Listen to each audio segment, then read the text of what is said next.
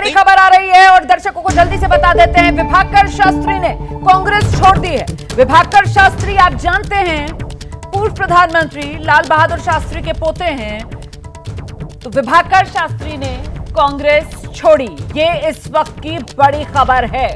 विनोद जी, झटका एक और कांग्रेस को। विभाकर शास्त्री हरिकिशन शास्त्री जो लाल बहादुर शास्त्री जी के बड़े बेटे थे, उनके बेटे हैं। और विभाकर शास्त्री फतेहपुर से चुनाव भी लड़ चुके हैं लोकसभा का, शायद 2 बार लड़े हैं, दोनों बार वो हारे हैं काफी बुरी तरह से।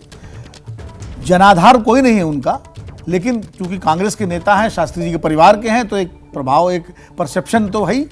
और परसेप्शन ऐसा कि कांग्रेस छोड़कर सीधे बीजेपी में जाने की तैयारी, ये इस वक्त की बड़ी खबर है। विभाकर शास्त्री जिन्होंने कांग्रेस पार्टी छोड़ दी है, लाल बहादुर शास्त्री के पोते हैं विभाकर शास्त्री, पुराने कांग्रेसी, खानदानी कांग्रेसी। और जिस तरीके से खानदानी कांग्रेसी अशोक चौहान को हमने देखा, मिलिंद देवड़ा को हमने देखा, अब उसी फहरिस्त में ये नाम विभाकर शास्त्री का भी अभी हाल के दिनों में जुड़ा है। हाल के दिनों में जुड़ा है। विभाकर शास्त्री ने भी कांग्रेस का दामन छोड़ा और फिर अब बीजेपी में जाने की पूरी तैयारी। मतलब एक और बड़ा झटका कांग्रेस पार्टी को।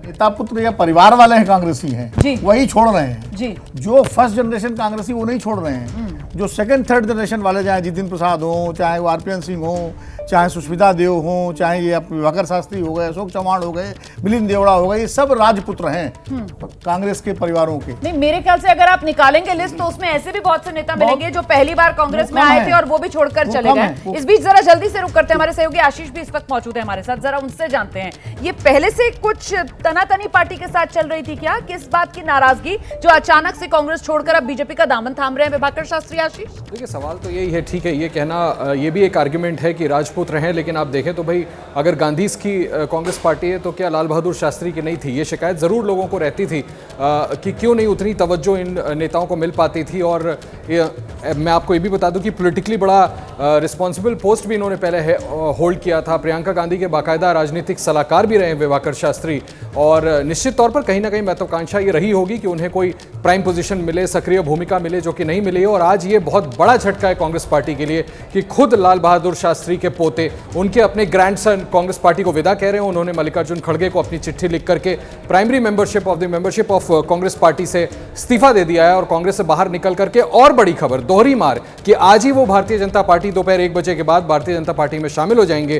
कांग्रेस के लिए ये बड़ी चोट की खबर होगी निश्चित तौर पर, सांकेतिक तौर पर, ऐसे दिन पर जबकि पूर्व कांग्रेस अध्यक्षा सोनिया गांधी राज्यसभा का, माफ कीजिएगा, राजस्थान से राज्यसभा का नॉमिनेशन फाइल कर रही हैं। उस दिन इतना बड़ा झटका कांग्रेस पार्टी को लग रहा है। तो ये विभाकर शास्त्री ने जो कांग्रेस पार्टी छोड़ने का फैसला लिया है, ये अचानक से लिया गया फैसला है या फिर ये हालात पहले बन रहे थे? और इस बीच तस्वीरें भी दिखाते चले दर्शकों को। नामांकन दाखिल करने के बाद अब बाहर निकलते हुए सोनिया गांधी, साथ में राहुल गांधी भी हैं, प्रियंका गांधी भी नजर आ रही हैं। राजस्थान से राज्यसभा के लिए नामांकन दाखिल कर दिया है सोनिया गांधी ने। आज ही जयपुर पहुंची थी और फिर अपना नामांकन दाखिल करके अब बाहर निकलती हुई सोनिया गांधी। जी आशीष।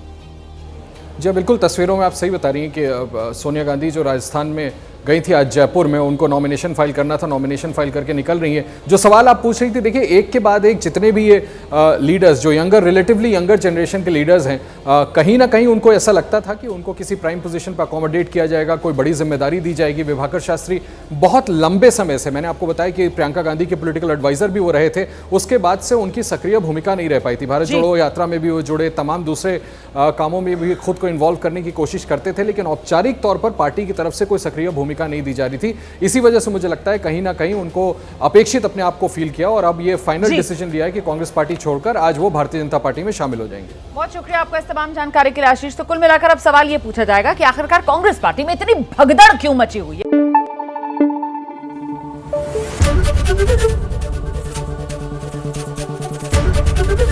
एबीपी न्यूज आपको रखे आगे।